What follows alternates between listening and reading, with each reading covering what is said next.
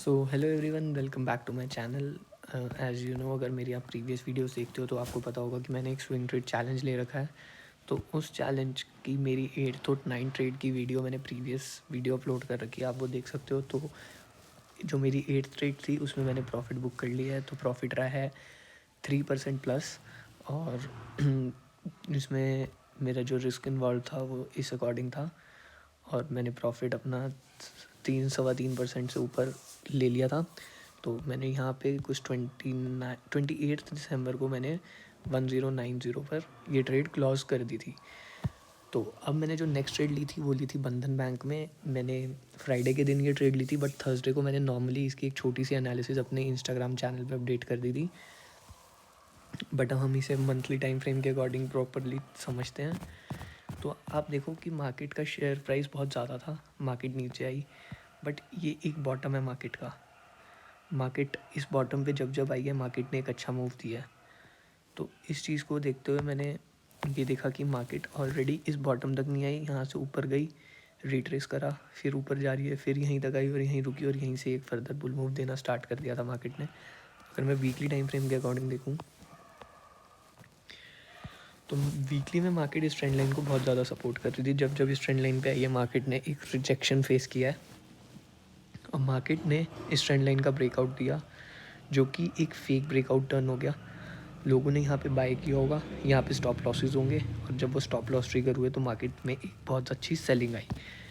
तो अब मैंने क्या सोचा, ये सेम स्ट्रक्चर मैंने अगर आप फॉरेक्स मार्केट में ट्रेड करते होगे तो गोल्ड में देखना, XAUUSD में, कि मार्केट का एक 1938 का लेवल था last month. Last month November and या फिर दिसंबर स्टार्टिंग में, कि मार्केट ने उसी लेवल को टच किया, जो कि सिर्फ और सिर्फ एक रिट्रेसमेंट थी, बट बियर मूव नहीं था। तो मार्केट ने उस लेवल को टच करने के बाद अपना एक बहुत अच्छा हाई क्रिएट किया था।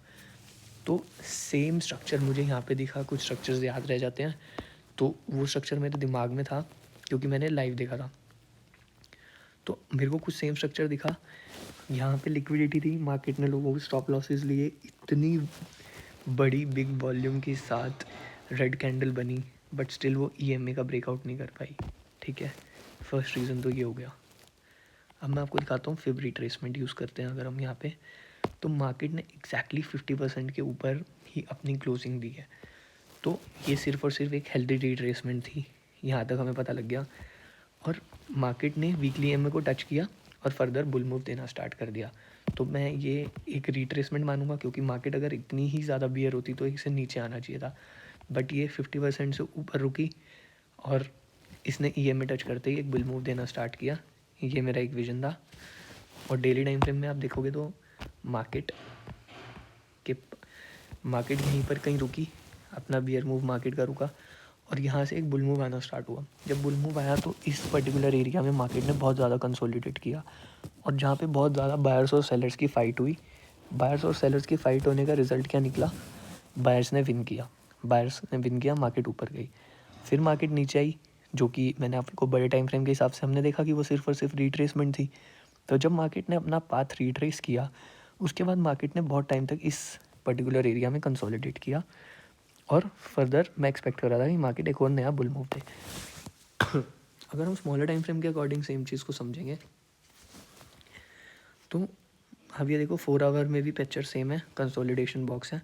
1 आवर से मैं आपको एक चीज़ समझाता हूँ कि मार्केट जब जब इन दोनों लाइंस को टच कर रही थी तब तब रिजेक्ट हो रही थी। तो मैं पर्सनली वैसे क्या करता हूँ, अगर मैं डे ट्रेड कर रहा हूँ, कि मैं ट्रेडिंग कर रहा हूँ फॉरेक्स मार्केट में या कुछ भी, तो मैं इस पर्टिकुलर एरिया में कुछ अपना रिवर्सल स्ट्रक्चर देख के बाइंग यहीं पर ही कर देता 234 के प्राइस में। बट हाँ, मैंने इस स्टॉक को लेट देखा, तो ऑब्वियसली मैं या तो यहाँ का वेट कर रहा था या फिर मैं इसके ब्रेकआउट का वेट कर रहा था फॉर बाइंग, क्योंकि स्विंग ट्रेड में मैं बाई करता। तो मार्केट ने फ्राइडे के दिन क्या किया, मार्केट गैप अप ओपन हुई, 30 मिनट्स टाइम फ्रेम में देखते हैं। हाँ, मार्केट गैप अप ओपन हुई, मार्केट ऊपर गई, बट यहाँ पे बाय करना तो बेवकूफ़ी थी। इतना ओवर प्राइस बाय करूँगा तो मेरी गलती होगी कि मेरा स्टॉप लॉस TP सिर्फ यही है और स्टॉप लॉस मेरे को नीचे रखना पड़ता, तो वो रिस्क रिवॉर्ड मेरा बेकार होता। तो आई वॉज एक्सपेक्टिंग कि मार्केट यहाँ पे कहीं आके इसे सपोर्ट एक्ट करे, फिर मैं इसे बाय करूँ।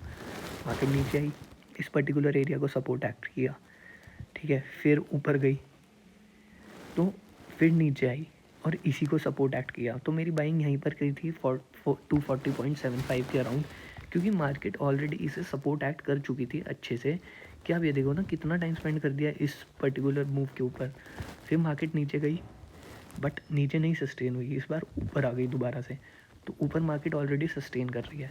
तो आई एम एक्सपेक्टिंग कि मार्केट मेरा जो टारगेट है मार्केट का वो 247 या 248 के अराउंड रहेगा, जो कि ट्रेंड लाइन है। मेरे को पता है यहाँ से एक रिजेक्शन आ सकता है, but may be this time market नीचे आके लोगों को बियर दिखा के अब एक नया अच्छा अप मूव दे दे तो मे बी मैं अपनी हाफ क्वांटिटी बुक कर लूँ या जैसे भी होगा ब्रेक इवन कर लूँ।